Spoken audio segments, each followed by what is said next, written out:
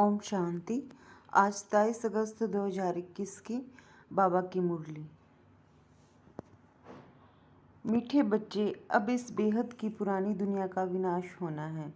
नई दुनिया स्थापन हो रही है, इसलिए नई दुनिया में चलने के लिए पवित्र बनो।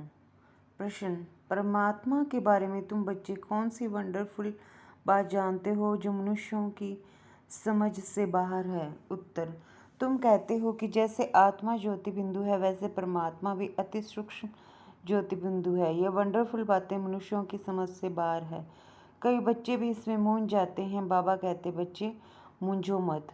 अगर छोटे रूप में याद नहीं रहती है तो बड़े रूप में याद करो। याद जरूर करना है। गीत: रात के राही थक मत जाना। ओम शांति। रूहानी बच्चों को रूहानी बाप बैठ समझाते हैं, इसलिए बच्चों को आत्माभिमानी हो बैठना है। ऐसा और कोई जगह समझाया नहीं जाता। कोई भी साधु संत ऐसे नहीं समझाते कि आत्माभिमानी हो बैठो। यह एक बाप ही समझाते हैं और किसी को कहने आएगा नहीं। यह युक्ति कोई बता नहीं सकेंगे। तुम बच्चे भी समझते हो हम आत्मा हैं। आत्मा ही एक शरीर छोड़ दूसरा लेती है। कब बैरिस्टर कब डॉक्टर बनती है। आत्मा ही अभी पतित बनी है, फिर पावन बनेगी। आत्मा में ज्ञान धारण होता है। बाप निराकार ज्ञान का सागर हैं, तो जरूर आकर ज्ञान सुनाएंगे ना। पतित पावन हैं तो जरूर आकर पावन बनाएंगे। वह है सुप्रीम परम पिता परमात्मा। मैं तुम्हारा बाप सुप्रीम हूँ, नॉलेजफुल हूँ। मुझे अपना शरीर नहीं है। यह सब नॉलेज तुम्हारी आत्मा धारण करती है, तो तुमको आत्माभिमानी बनना है। देह अभिमान नहीं रखना है। और कोई ऐसी जगह नहीं जहाँ सुनने और सुनाने वाले दोनों देह अभिमानी हों। बाप तो है ही निराकार, वह आकर तुमको राजयोग सिखलाते हैं। बाकी सब मनुष्य हैं ही देह अभिमानी। भले इन लक्ष्मी नारायण के लिए कहेंगे यह आत्माभिमानी थे, फिर भी देह भान तो रहता है ना। यह ज्ञान परम पिता परमात्मा ही आकर देते हैं। आत्मा को धारण करना होता है। आत्मा को ही पतित से पावन होने की युक्ति बताते हैं।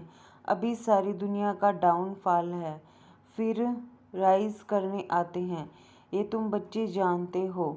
डाउनफॉल माना डिस्ट्रक्शन, राइज माना कंस्ट्रक्शन, स्थापना और विनाश।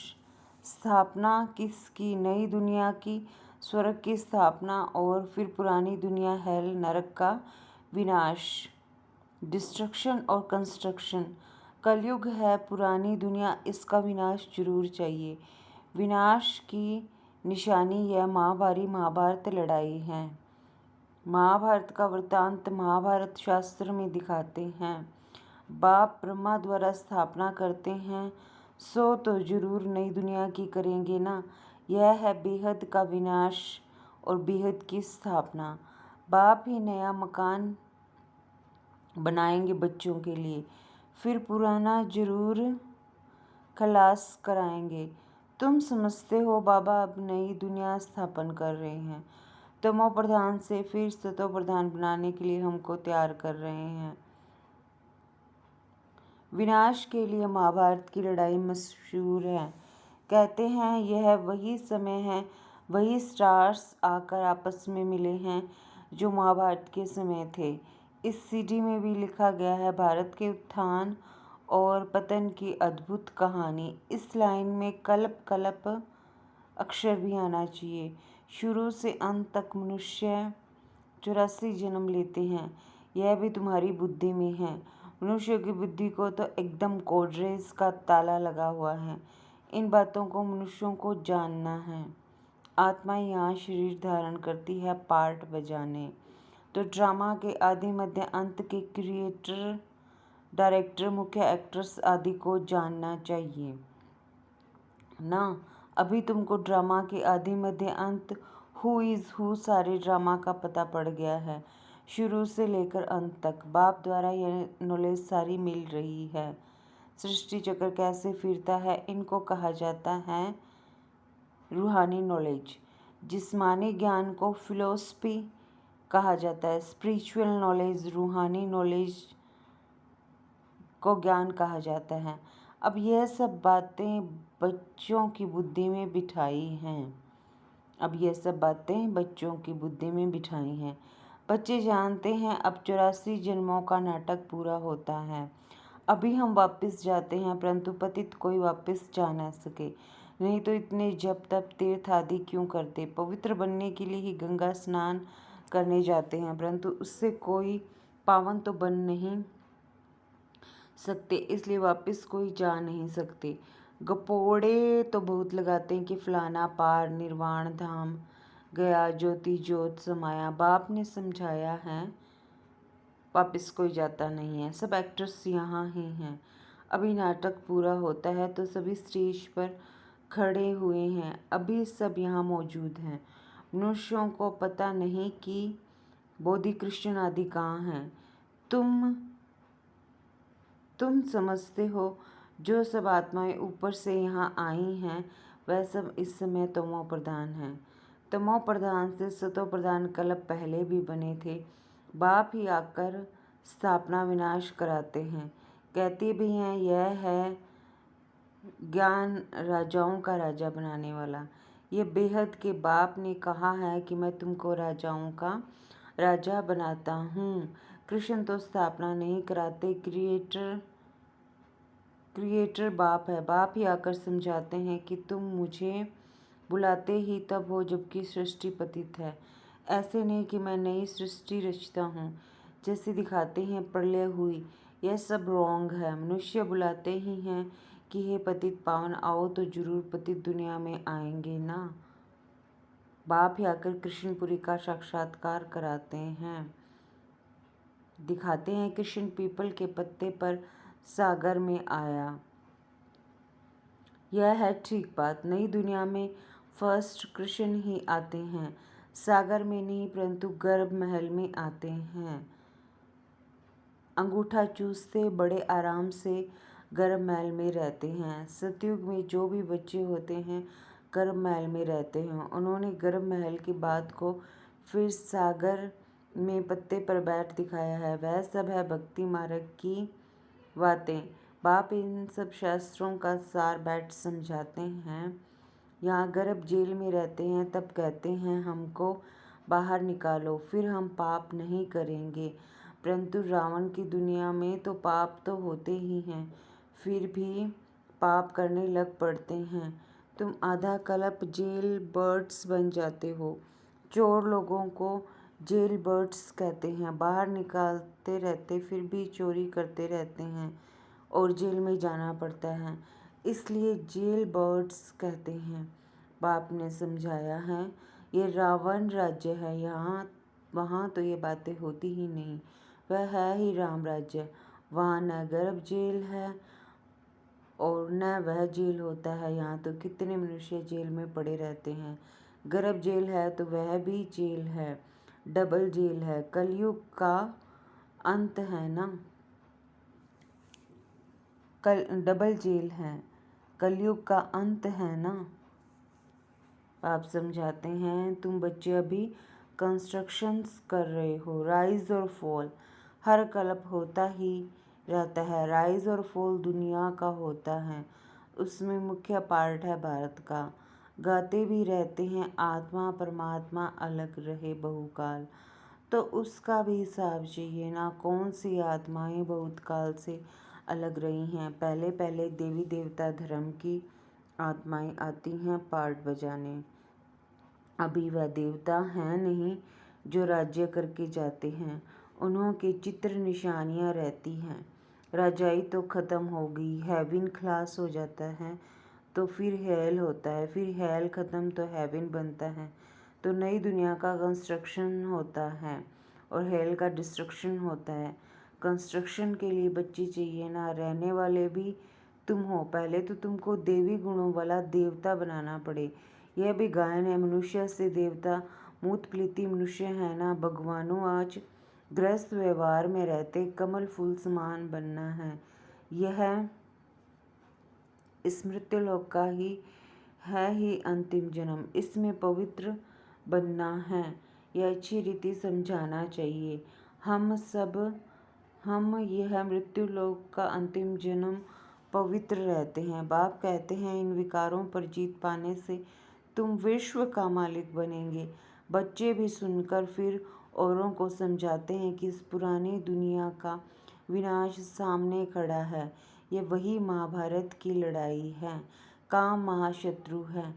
इसलिए प्रतिज्ञा करो। अभी तुम समझते हो हम पवित्र बनते हैं। इस पुरानी दुनिया का विनाश जरूर होना है। उनके पहले पवित्र जरूर बनना है। विनाश होता है फिर तो बात मत पूछो, हाहाकार हो जाता है। बहुत कड़ा मौत है, तुम देख भी नहीं सकेंगे।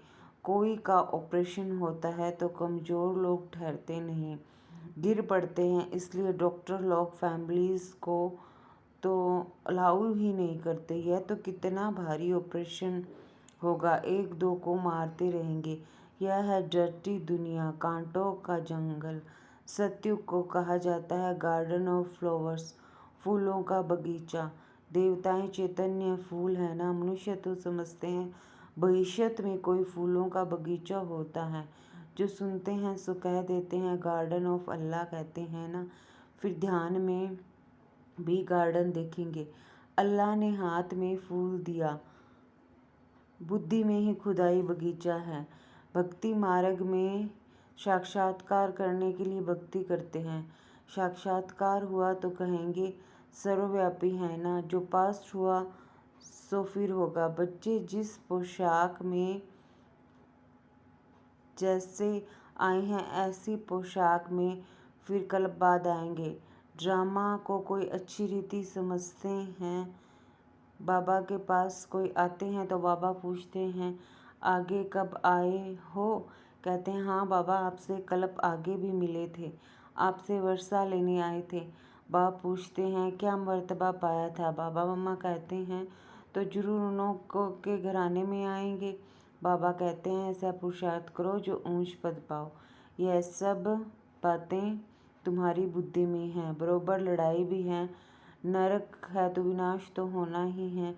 तुम्हारे पास चित्र बड़े फर्स्ट क्लास हैं। ये कृष्ण के 2 गोले वाला चित्र भी छपाना चाहिए। इसमें बड़ा क्लियर है। स्वर्ग के द्वार खुलते हैं तो नरक तरफ लात है। तुम्हारा भी मुंह है स्वर्ग तरफ। ये तो बिल्कुल एक्यूरेट बात है। जानते हो अभी हमको घर जाना है तो घर को ही याद करना पड़े, पुरानी दुनिया को भूलना पड़े, पुरानी दुनिया को भूलना पड़े। इसको कहा जाता है बेहद का वैराग्य। पुरानी दुनिया को छोड़ हम बाबा के पास जाते हैं। याद की यात्रा से ही जाएंगे। मुख्य है ही याद की बात। याद तो सब करते हैं ना। अभी बाप यथार्थ बात आकर समझाते हैं कि मुझे याद करो। यह है अव्यभिचारी याद, सो भी अर्थ सहित। तुम जानते हो शिव बाबा भी बिंदी हैं, अपने को भी आत्मा बिंदी समझें, बाप को भी बिंदी समझें। नई बात देख भूल जाते हैं। अपने को आत्मा समझ फिर बाप को और अपने घर को याद करना है। अच्छा बिंदी छोटी लगती है, घर तो बड़ा है ना। घर को याद करो, बाबा भी वहाँ रहते हैं। हम तुम वहाँ जाएंगे जहाँ बाबा रहते हैं। बिंदी याद नहीं पड़ती है। अच्छा घर तो याद पड़ता है ना। वह है शांति धाम और वह है सुखधाम। यह है दुखधाम। अभी तुम नंबरवार पुरुषार्थ अनुसार पढ़ रहे हो, फिर सुखधाम में आ जाएंगे। बाप के बच्चे हैं तो जरूर स्वर्ग की बादशाही चाहिए। कल पहले भी शिव बाबा आया था, स्वर्ग की बादशाही दी थी, तुम भूल गए हो। बाबा कहते हैं अभी फिर आया हूँ तुमको देने। कितनी बार तुमने रजाई ली और गंवाई है, अनगिनत बार वर्षा लिया है, फिर भी ऐसे बाप को भूल क्यों जाते हो। माया के तूफान से बहुत लड़ाई होती है, इसलिए नाटक भी दिखाते हैं। माया उस तरफ खींचती है, प्रभु इस तरफ खींचते हैं। ज्ञान में विघ्न नहीं पड़ते, याद में विघ्न पड़ते हैं। इसमें ही मेहनत है। अब बाप कहते हैं महारथी बनो। इस पुरानी दुनिया को तो आग लगनी है। इस यज्ञ में सारी पुरानी दुनिया स्वाह होनी है तो महावीर भी बनना है। तुम बच्चों को अखंड अटल अडोल राज्य पाना है। तुम्हारा बुद्धियोग बाप के साथ ऐसा रहे जो भल कितना भी तूफान आए माया कुछ न कर सके। यह है तुम्हारी पिछाड़ी की अवस्था। जब ट्रांसफ़र होना होता है, जैसे स्कूल में इम्तिहान पिछाड़ी को होते हैं, तुम्हारी माला भी पिछाड़ी में बनेगी। तुमको बहुत साक्षात्कार होगा। फलाने यह बनेंगे, फलाना ये बनेगा, ये दासी बनेगी, ये सब बताएंगे। उस समय तो कुछ भी नहीं कर सकेंगे। फिर पछताना पड़ेगा, यह हमने क्या किया, श्रीमत पर क्यों नहीं चला। परंतु अंत समय में कुछ हो नहीं सकेगा। ऐसे बहुत पछताते हैं। मनुष्य किसका खून कर बाद में पछताते हैं, परंतु खून तो हो गया, फिर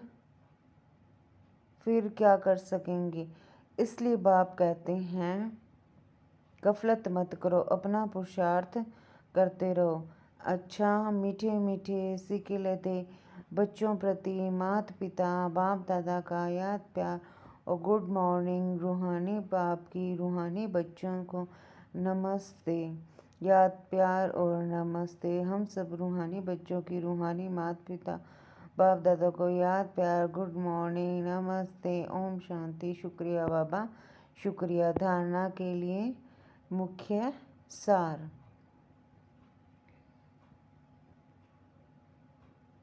84 जन्मों का नाटक अभी पूरा होता है। वापस घर चलना है, इसलिए आत्माभिमानी रह पावन बनना है, देह अभिमान मिटाना है। अर्थ सहित अपने को आत्मा बिंदु बाप की अव्यभिचारी याद में रहना है। महावीर बन अपनी अवस्था अडोल अचल बनानी है। वरदान, सर्व आत्माओं के प्रति स्नेह और शुभचिंतक की भावना रखने वाले देही अभिमानी भव। जैसे महिमा करने वाली आत्मा के प्रति स्नेह की भावना रहती है, ऐसे ही जब कोई शिक्षा का इशारा जैसे महिमा करने वाली आत्मा के प्रति स्नेह की भावना रहती है, ऐसे ही जब कोई शिक्षा का इशारा देता है तो उसमें भी उस आत्मा के प्रति ऐसी ही स्नेह की शुभ चिंतन की भावना रहे कि यह मेरे लिए बड़े से बड़े शुभ चिंतक हैं। ऐसी स्थिति को कहा जाता है देही अभिमानी। अगर देही अभिमानी नहीं है तो जरूर अभिमान है। अभिमान वाला कभी अपना अपमान सहन नहीं कर सकता। स्लोगन है, सदा परमात्मा प्यार में खोए रहो तो दुखों की दुनिया भूल जाएगी। सदा परमात्मा प्यार में खोए रहो तो दुखों की दुनिया भूल जाएगी। अच्छा, ओम शांति।